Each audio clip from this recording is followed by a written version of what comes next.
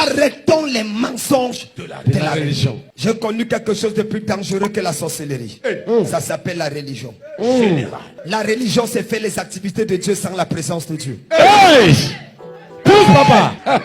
Practicalise, papa. Quelque chose de plus dangereux que la sorcellerie, c'est la religion. Parce que la religion est l'opposé de la révélation. Le christianisme n'est pas une religion, c'est une révélation. C'est Dieu se révélant à l'homme afin de sauver l'homme et que l'homme devienne. Papa. Si tu dis Amen, on va aller dans la révélation. Amen. Mesdemoiselles, messieurs, malgré la puissance transformatrice de la parole de Dieu, l'influence et l'impact des croyants dans le monde restent mitigés et à la limite inexistante. Dans les sphères décisionnelles de notre société, il n'y a pas des hommes et des femmes de Dieu capables d'influencer la nation. Combien sont au Sénat? Combien sont à l'Assemblée nationale? Combien sont à la présidence? Combien sont dans les mairies? Combien sont en train de pouvoir influencer dans les Nations Unies pour prendre des décisions? Vous avez vu quel homme de Dieu parlait sur la guerre de l'Ukraine et de la Russie, sinon de festoyer, de tampoter dans les églises comme si le parler en langue pouvait changer quelque chose. Nous avons un problème sérieux au sein de l'église. C'est qu'au lieu de former des royaumiseurs, nous avons formé des réactionnaires. Beaucoup avons élevé une église réactionnaire au lieu d'élever une église rostenaire. Nous avons pavé une église passive au lieu de former une église active. Nous avons développé une église fataliste au lieu de former une église porteuse de vie, de transformation et de jeunes de révolution. Oui, nous avons au sein de nos églises, que ce soit catholique, protestant ou évangélique, méthodiste ou luthérien, nous avons au sein de l'église, nous avons des religieux, nous n'avons pas des révolutionnaires. Dans Actes chapitre 1 verset 8, il dit: je reprendrai, mais vous recevrez une puissance quand le Saint-Esprit viendrait sur vous, et vous serez mes témoins. Le mot témoin en grec c'est matouros, et matouros parle de martyr. C'est à partir de là qu'est venu les djihadites, c'est à partir de là que viennent les révolutionnaires. Il dit: quand le Saint-Esprit descend en toi, tu deviens révolutionnaire. Tu portes une bombe spirituelle en toi, et tu vas exploser dans les marchés. Parce que la bombe que tu es, c'est la bombe de l'amour, c'est la bombe du salut, c'est la bombe de la délivrance, c'est la bombe de la bénédiction. Tu es quelque part et les gens sont touchés par la révélation de la parole que tu as. Lève ta main et dis Amen et on accélère. Pousse, papa. Nous avons formé des gens dont le politique est tout simplement d'attendre dans la salle d'attente pour aller dans un ciel hypothétique. On critique plutôt que d'apporter des solutions. Je refuse de bâtir une église, des milliers de personnes qui ne sont que des sympathisants. Non, ce n'est pas parce que les gens sont remplis à l'église. Le problème de l'église, c'est le leadership de l'église. Parce que le feu a disparu sur l'autel. On a plutôt des poulets congelés dans l'église. Quand tu finis de manger, tu as le cancer. Les gens viennent à l'église et repartent. Ils viennent à l'église pour calmer leur conscience. Ils ne viennent pas à l'église pour être révolutionnés, bouleversés, transformés, bousculés à l'intérieur d'eux-mêmes. Ils nous ont fait comprendre que Dieu n'utilise que les ratés et les échoués pour son œuvre. Oui, si tu as fait le concours de l'armée, tu as échoué. Tu as fait le concours de la police, tu as échoué. Tu as fait le concours des administrateurs, tu as échoué. De la magistrature, tu as échoué. Tu as fait le concours même des vendeurs au niveau d'Adjamé, tu échoues. C'est sûr que tu as l'appel de Dieu dans ton cœur. Va essayer ça. Ça, c'est quelle sorcellerie? Qui t'a dit que Dieu appelle les échoués? Jamais. De la Genèse à l'Apocalypse, Dieu, avant d'appeler quelqu'un, lui fait d'abord faire un... Même s'il était un échec avant, Dieu le fait d'abord réussir quelque part avant de lui dire de quitter.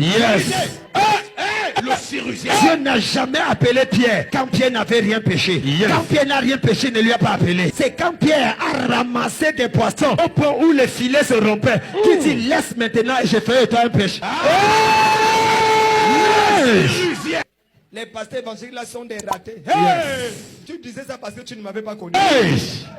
Même si le diable te possède, après m'avoir écouté, tu vas dire au diable que tu es un menteur. Amen.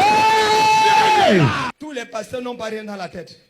D'ailleurs, dans l'église primitive et dans tous les gens qui ont été utilisés par Dieu, il y avait quelque chose. Parce qu'on nous a fait comprendre que si tu es intelligent, tu es disqualifié. C'est quand tu perds, tu gagnes. Les disciples étaient des pêcheurs de poissons. Ainsi de suite. Et beaucoup de jeunes gens ont abandonné l'école, abandonné les choses pour dire qu'ils sont appelés dans le ministère. Mesdames, mesdemoiselles, messieurs, les gens vont jusqu'à dire: quand tu viens à l'église, laisse ton cerveau dehors. Il ne faut pas venir, on ne réfléchit pas avec Dieu. On accepte seulement. Mais quand Dieu possède, mesdames, mesdemoiselles, messieurs, arrêtez cette sorcellerie. Même quand Dieu remplit quelqu'un de son Esprit Saint, il lui permet toujours de fonctionner avec son intelligence. On n'est pas des fous, on est des gens intelligents dans l'esprit. Et puis même quand tu es une belle femme, tu viens à l'église, on dit: elle a l'esprit de mamie Wata, elle a l'esprit de tonton Wata, tata Wata, cousine Wata, neveu Wata. Ça, c'est une histoire, ça. Quand une belle femme entre à l'église, l'ami pasteur commence à envoyer le feu. Elle est venue, c'est Dieu, mon mari. Est-ce que c'est la faute de cette femme d'être jolie et d'être belle? Est-ce que c'est ta faute si tu as choisi l'aide de femme comme pasteur? Que Dieu maudisse le diable et sa troisième femme. Arrêtons les frustrations. On commence à frustrer les gens, surtout si tu as un teint clair. On dit, est-ce que vous êtes sûr qu'elle a vraiment cru? Est-ce que tu ne sais pas que le teint clair parle de la gloire? Amen. Quand Moïse était rempli de la gloire, son teint devenait clair. Ça, c'est bon. Ça c'est la tchatchologie spirituelle. Amen. Je ne t'ai pas dit d'aller changer ton teint. Tu dis que le... Dis à ton voisin, tu es belle comme tu es. Tu es beau comme tu es. Dis, tu es beau comme tu es. Tu es beau comme tu es. Mais mesdames, mesdemoiselles, messieurs, il faut quand même qu'on corrige cette erreur, ce mensonge qui dit aux gens que non, quand on vient à Dieu ou dans les églises évangéliques, on n'est pas intelligent. Moïse était instruit dans toute la sagesse des Égyptiens. Il avait un doctorat en linguistique. Il avait un doctorat en égyptologie. Il avait été ingénieur, professeur ingénieur en pyramidologie. Il a dit les pyramides que les Égyptiens avaient construites. Moïse était puissant à l'intérieur. Joseph n'a pas juste influencé Pharaon parce qu'il avait la capacité de rêver. Joseph a influencé le plus Pharaon. Les rêves de Joseph l'ont fait sortir de la prison, mais c'est l'interprétation des rêves qui ont fait de lui premier ministre. Yes, sir. Parce que quand il a rêvé et qu'il a dit, mais est-ce qu'on peut trouver quelqu'un? Qu'est-ce qu'on doit faire? Il dit qu'on choisisse quelqu'un et qu'on l'établit à la tête pour préserver les 7 années de famine qui arrivent. Et Pharaon a dit, qui d'autre qui peut interpréter le rêve et donner la solution comme Joseph? Et c'est comme ça qu'il est devenu. Aujourd'hui, les églises sont des rêveurs. Les chrétiens des rêveurs. Les pasteurs des rêveurs. On passe le temps à rêver des choses, mais on n'a aucune interprétation de nos rêves pour apporter une solution à notre société. Et après, on se plaint que Dieu ne nous bénit pas. Dieu ne te bénit pas dans les rêves. Dieu te bénit dans la practicalisation de tes rêves.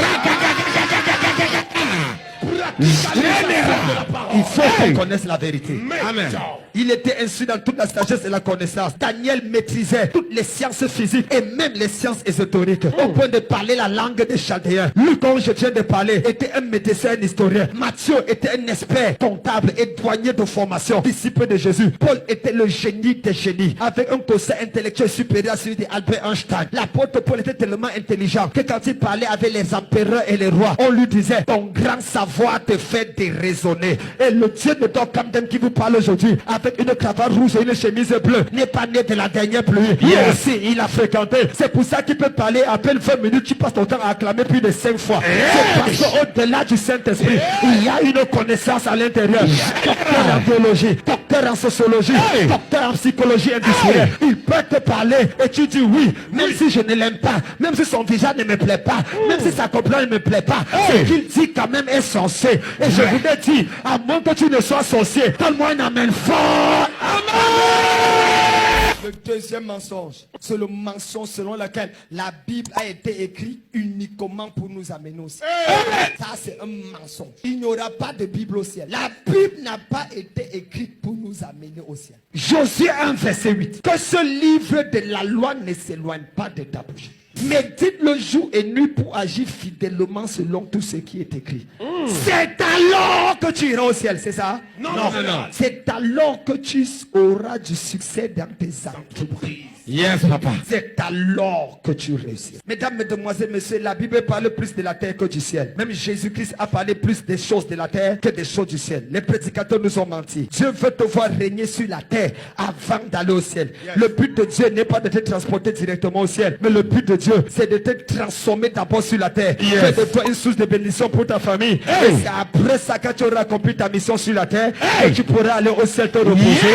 Celui qui dit Amen, il saisit la parole.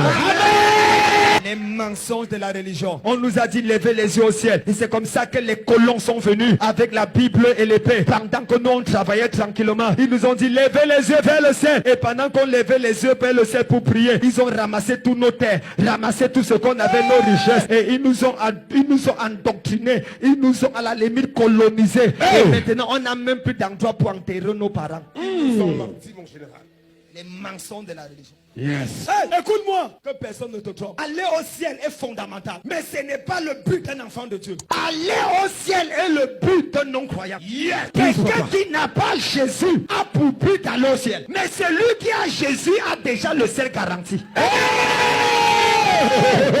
Il a déjà le ciel garanti. Celui qui croit en Jésus a la vie éternelle. Comprenez-moi bien. Hey!